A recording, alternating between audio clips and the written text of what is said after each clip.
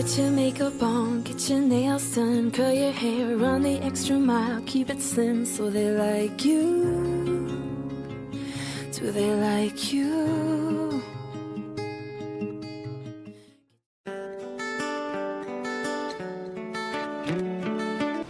Welcome back to the Saturday morning show. I'm here with my girlfriend and we're talking about relationships. And so we left off talking about what guys would bring to the table that you consider attractive. But let's now talk about, what do you think guys want?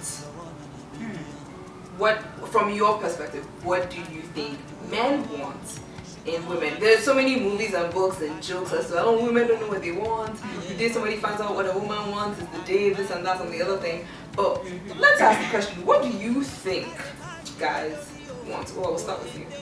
My take on that is, I think every man wants something at a different stage in life. I think if you ask a guy that is 16 years old, what do you want in a woman, will be different from a guy that is 25. And when you ask that same guy when he's 32, if he gets there before he gets married, ask him what he wants, it's going to be something different. Now, I am saying this because in every stage in my life, what I wanted in a man was different, and I'm assuming that goes with how, you know, your maturity and how you start viewing things. So I would say guys that are ready to settle down, I would go with that. I'm not going to go with the losers and the ones looking for pants about the streets. So yes, pants. I'm sorry. Just walking around your washroom looking for pants. Like bruh, like seriously, I would talk about the serious-minded ones that are ready to settle down, the ones with the right intent and motive when they meet a woman. What they'll be looking for is a woman that can they can talk to, a woman that they can actually, you know, that can understand them. For guys that have very strong sense of humor, there's some guys that I meet sometimes that go out with and they say sometimes like, say, well, you know, I can't be with that kind of person. Even if the person showers me with gifts, you need to understand them even before they speak.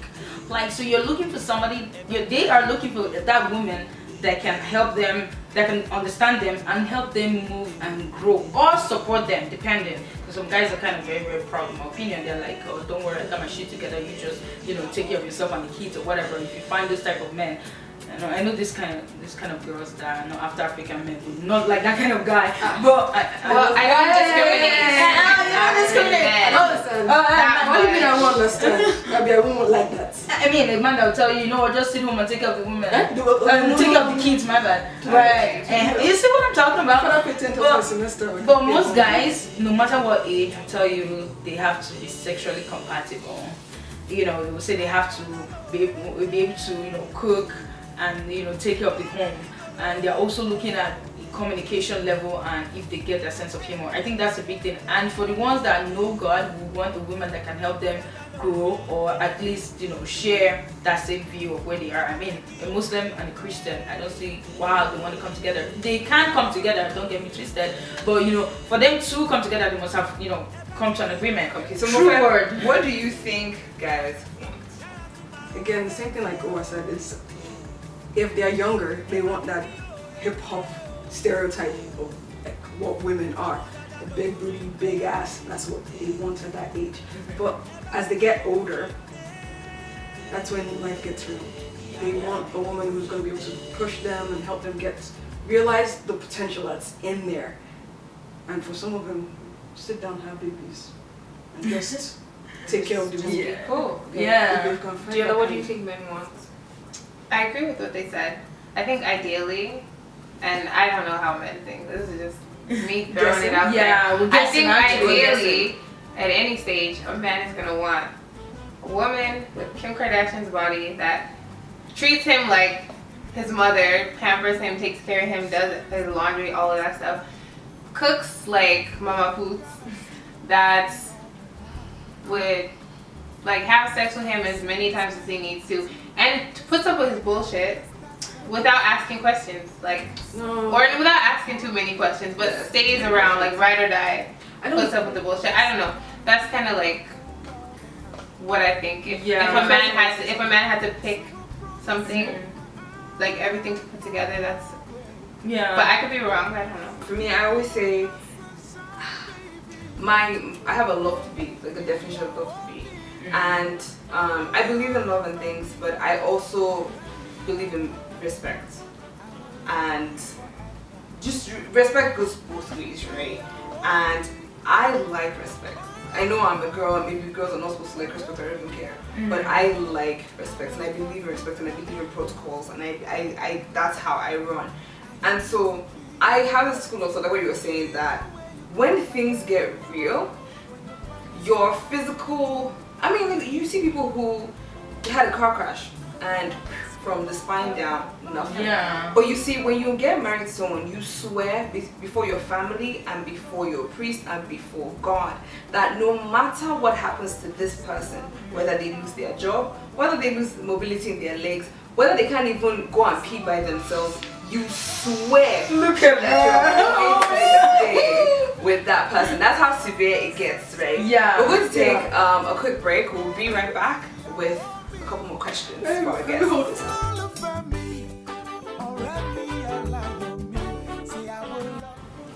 Welcome back to the Saturday morning show. While we were on break, we got really intense topics off camera. And one of the things that we're talking, and Dioga was apt to mention, is as women, remember how I said that sometimes we were builders, give us a blueprint, we would drive. That's kind of how we are. But she also brought up the fact that it is very possible, and it happens a lot, and I feel that's why sometimes people get jaded and it leads to like the whole breakup phase, is that we are so into your plan and trying to motivate you, challenge you, encourage you, that our life is at pause and we're not doing anything about that. And when we're more fair, how do you feel about situations like that, where you feel like, or if you've ever felt like you're pushing someone, you're encouraging someone, and you are not focusing on your own life? That's a very good question. That sounds very specific to something I've experienced, but you have to find a way to get out of that situation, because you get lost in it. It's just you're pushing. You can see that if they put in that effort, that they're going to be great, right? They're going to be the best that can be. Sometimes I even felt like this person I was putting in the effort for would actually achieve more than I could, so I wanted to make sure that I got him there. Because to me at that point it was not like I'm just doing it for him, it's for us. Because once you're in a committed relationship, you stop thinking about me. It becomes more about us and where are we getting to. And eventually I realized my own goals fell on the sidelines, right? You don't know when was the last time you did something for yourself to make yourself better. It's at the end of the day, you just need to make sure as you're pushing yourself as well, or he's pushing you. Actually, it's better if he's pushing you as well. So it's like a competition between yourselves. Who can achieve our goals the fastest? Yeah. And I feel like until you get that, that relationship is not gonna last. You're not gonna enjoy it. You're just gonna feel frustrated, especially if you're pushing the person is not going anywhere. Right. I have something to say that this is going to kind of take us away from topic. Is that I think everybody we need. For me, I thought if I meet somebody, I want to support the person, I want to get to know the person or whatever, like help the person move forward. I think the most important thing is to know the person you're trying to help. Now, some guys don't want a mommy, like they already have a mother at home. Some guys don't want a senior sister. They have enough senior sisters at home.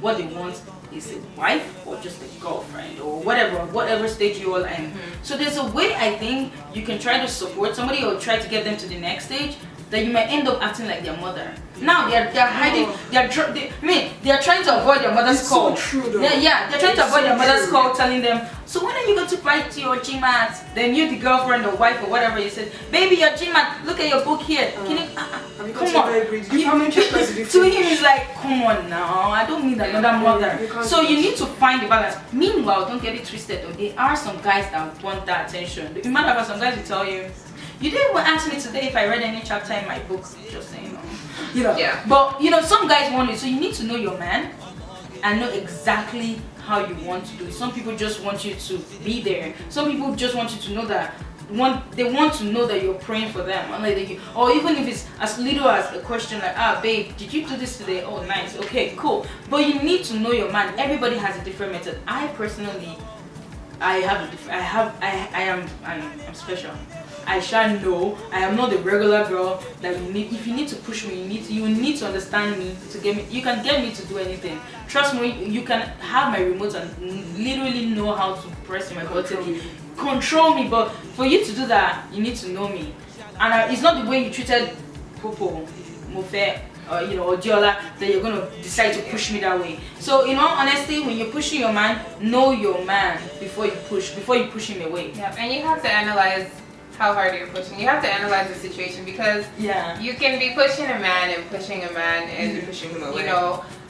You might be pushing him away, or you might just realize, what the hell am I doing? Like, why am I working so hard on you when you're not working that hard on yourself? Yeah, because then, I mean, okay, if you're married, if you're getting to that stage of you're engaged and stuff like that, okay, maybe I understand that. But if you're just dating and you're not fully there, sure. And you find that you're spending a good chunk of your energy trying to push this person and build this person up, and you're not focusing that energy on yourself, it's a waste. If you guys both have that energy and you're focusing it on each other and yourself, then that's something that can be productive. But like if a woman is just pushing and pushing and pushing, first of all, you're gonna look like his mother. Second of all, you're gonna feel like crap. And then, thirdly, probably even if he ends up doing something with himself, he might not even be with you at the end of the day. You'll be like, hey, he will not succeed after all your effort. You will not. I brought you from the dust. Somebody else, right? Exactly. And then you'll be like, all that I put in. No, honey. They cannot use me to make your foundation. Honestly, I think that at the core of it is like what Dua said. Know this person. I will be honest, and I've heard some stories, and I feel like sometimes girls get too over-ambitious in that I want to change him. I want to make him. He can be his messiah. Like, all those things, and then they get so wrapped up in that. I mean, it's there's a fine line between motivated and just cuckoo, and some people just forget that line and just go overboard, right? Yeah. But as we come to the end of the show, I just wanted to ask, so do you have any plans to get married? I'll start. Okay. Eventually, absolutely. That's something that I see in my life later on. At this stage, I'm pretty young. I'm kind of at the stage where people are like, in a few years, you'll be at that age where you need to have kids and all this stuff. No.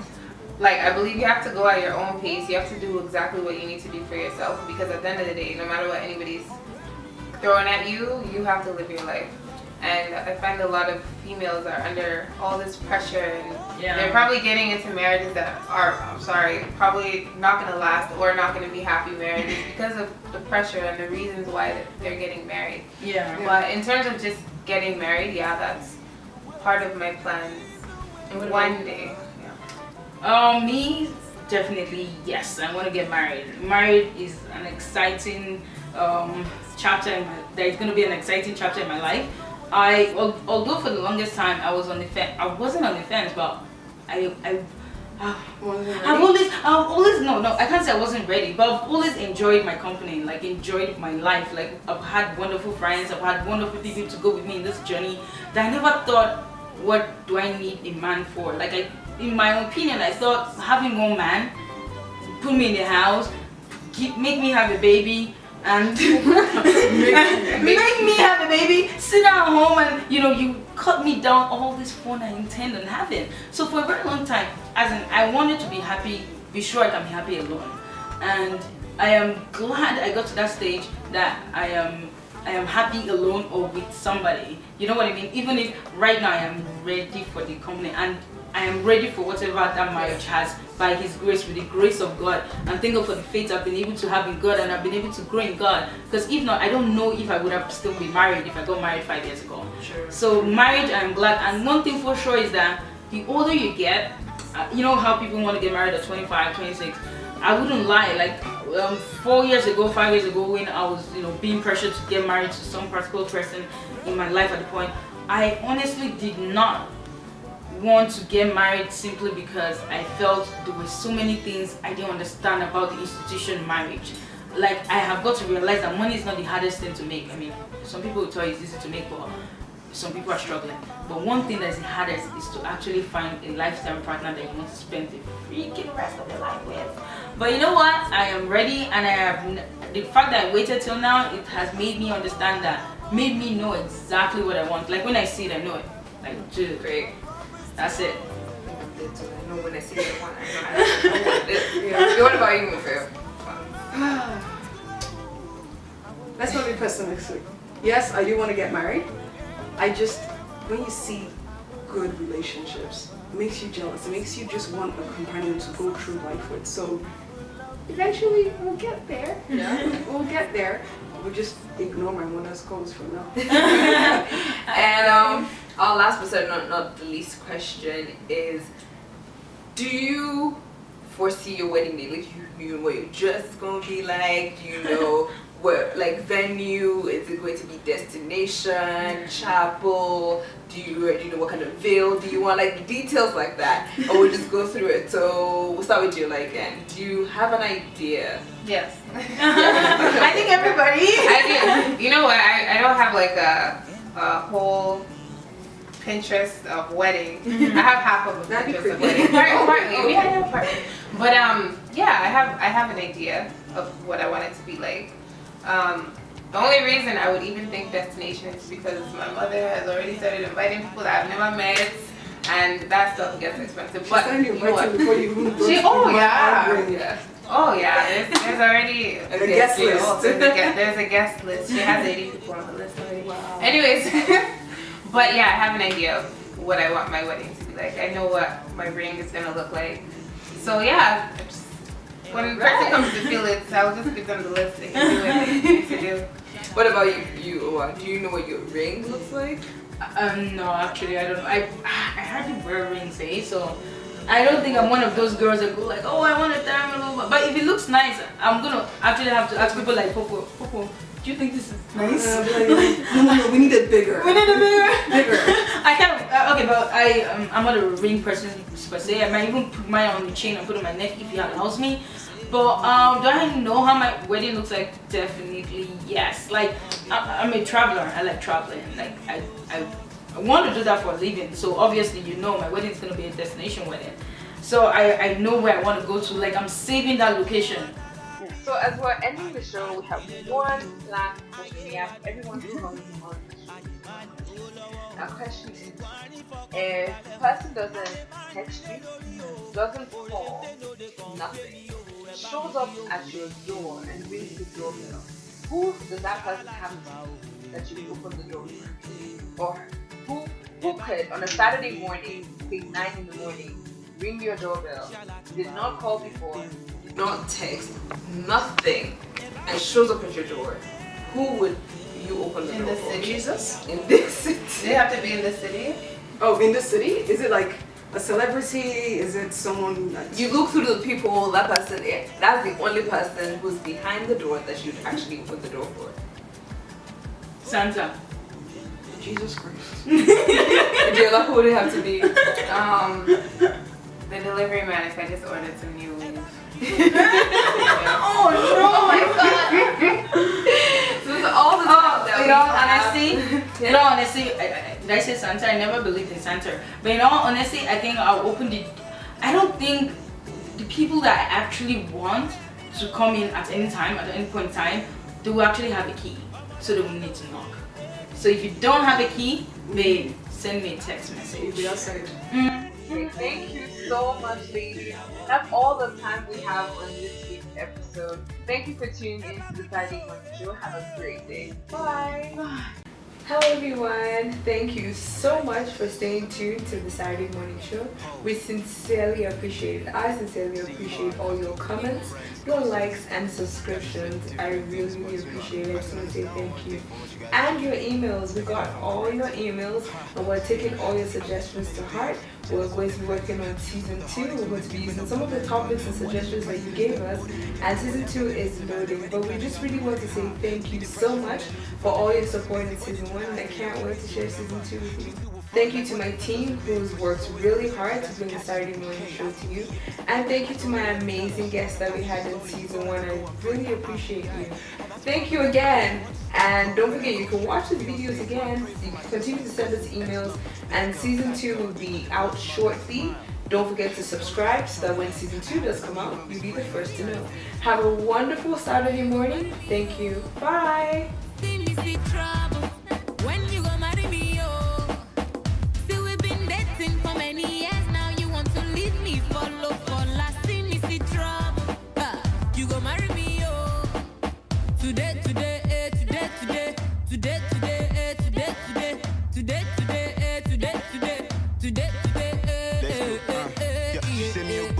No, I know no story. I can't befriend you if you don't propose to me. If you didn't know, whoa, I borrow me to marry me young. Multi-federal physically. You know I'm not a small girl. You know my age. Even Bola we no find self. She don't engage. We no work.